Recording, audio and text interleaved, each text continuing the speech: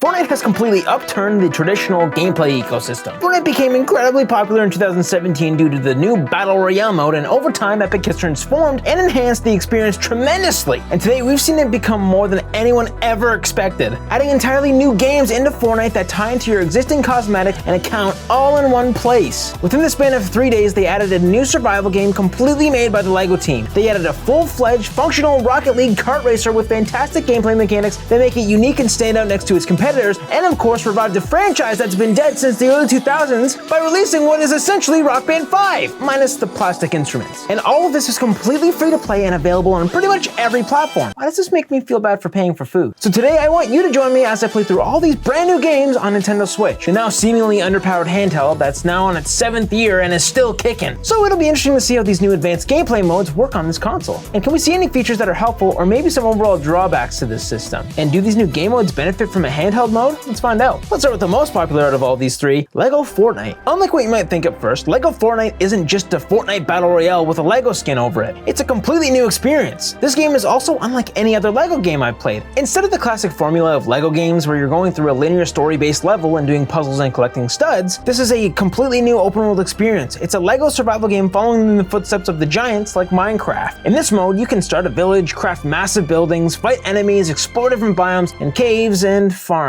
We did need more farming sims on the Switch. This is all done really well and makes you completely forget it's Fortnite. Players opt for either survival or creative modes, with survival being my personal favorite due to its addictive nature. The first thing you'll do, like in every survival game, is gather resources to enhance your village. You can do this by punching trees or crafting tools like pickaxes and axes to collect stone and wood. Once your village starts leveling up, you can start recruiting NPC villagers to aid on your journey, collection, and combat. But not only can you have NPCs help you, but you can also have your actual real-life friends help you. And it's a little easier to convince them to play when it's free. LEGO Fortnite encourages exploration, offering a vast world teaming up livestock and treasures. After returning from expeditions, resources obtained from the caves and different biomes and landscapes help build an arsenal of weapons and items. While the initial weapon selection is pretty limited at the early stages of this game, it never feels like the progress you make is being wasted. Despite some initial challenges with its somewhat complicated building mechanics, especially without pre-designed templates, the game's allure remains strong. Collaborating with friends to make a massive village was so much fun and was made even more enjoyable with the seamless co-op functionality for up to 8 players. What is fantastic is after generating a map, friends can join the game server at any time, even if the original host is offline, by giving players keys at no cost. I'm looking at you, Minecraft realms, dang. But how is it on Switch? Well, if you've seen my video where I rank every LEGO game on Nintendo Switch, which you should definitely check out after this video, LEGO Fortnite ranked incredibly high on my list, mainly due to the optimization and overall gameplay experience I had on my Switch. Overall, the graphical fidelity on the Switch version is noticeably reduced compared to the other current-gen consoles, or PC. The resolution is lower, textures are simplified to a basic level, and there's definitely room for improvement in lighting and shading. However, I was pleasantly surprised by the overall performance of this title. I was a bit concerned after experiencing issues with the Chapter 5 update in Battle Royale mode on Switch, but LEGO Fortnite maintains a pretty steady 30 frames per second without many significant drops or hitches. The developers did an impressive job optimizing the game for the less powerful Switch. I even attempted to challenge the performance by adding numerous animals and enemies in sandbox mode. They did add a limit to prevent this type of goofiness, but still, it remains smooth after all of that. So even though it's clearly better on current gen consoles, I wouldn't mind cranking the Switch out if I needed to. In fact, a few of my friends and I had a LEGO Fortnite night and got 4 consoles in the same room to play, and I was stuck on my Switch. And you know what? It was absolutely fine! In fact, this goes to show how accessible this game is. We all played together on a mix of PlayStations, Xboxes, and Switches due to the fantastic cross-platform play. And speaking of which, this also supports cross-progression, which is handy for all these Fortnite games. I'm not just tied to the Switch. My progression seamlessly goes onto another console as I want, as long as I'm logged into the same Epic Games account, but I'll talk more about that later. Anyways, this is a surprisingly fantastic game mode on Switch, and if you can only play it on Switch, it's fine. It does the trick, you can play it there. But what about the next